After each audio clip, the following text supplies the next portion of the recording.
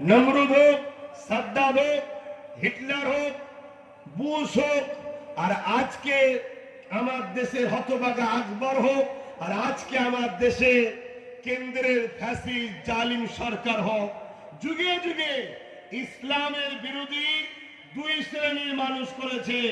এক শ্রেণী হলো জালিম অত্যাচারী শাসক।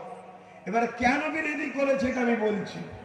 দ্বিতীয় নম্বর হলো ধর্মের নামে ভণ্ডামি যারা করে তারা যুগে যুগে ইসলামের বিরুদ্ধে ছিল। আজ আমরা দেখছি, পেপার পত্রিকায় দেখছি, বিভিন্ন বাবা ধর্মস্থানের আড়ালে নারী দেহ শোষণ করছে না করে না। এরাও ইসলামের বিরোধী। কিন্তু এরা যতই বিরোধী করুক, এরা মাথা তুলে কখনো কথা বলার সাহস পায়নি।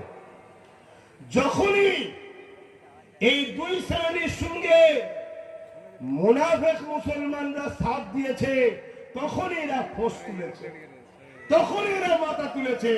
কেন জানে, গাছকে কাটতে গেলে গাছই লাগে। মুসলমান ও ইসলামকে মিটাবার ক্ষমতা পৃথিবীতে কাউকে আল্লাহ দেয়নি। মুনাফিক মুসলমানরা যখনই মাথা তুলেছে, তখনই এরা সাহস দেখিয়েছে। আজও পৃথিবী জুড়ে এই ষড়যন্ত্র হচ্ছে। এই ষড়যন্ত্র ছিল, এই ষড়যন্ত্র হবে।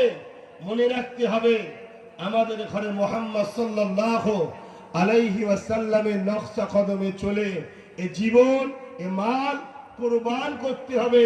এর বিনিময়ে আল্লাহ আমাদেরকে চির শান্তির জান্নাত দেবে। জোরে বলুন সুবহানাল্লাহ। আল্লাহ পাক ইব্রাহিম আলাইহিস সালামকেও পরীক্ষা নিয়েছিলেন। ইব্রাহিম নবী হক কথা বলেছিলেন, গরিবের পক্ষে, ইনসাফের পক্ষে, ইনসানিয়াতের পক্ষে। এখানে আরো একটা কথা বলে দিই, আমার যুব সমাজ, কি অসুবিধা হচ্ছে আপনাদের? ইসলামটা কি জানতে হবে। আমাদের সমাজে এক শ্রেণীর মানুষ ইসলামকে দাড়ি, টুপি, মসজিদ, মাদ্রাসার মধ্যে সীমাবদ্ধ করে দিয়েছে।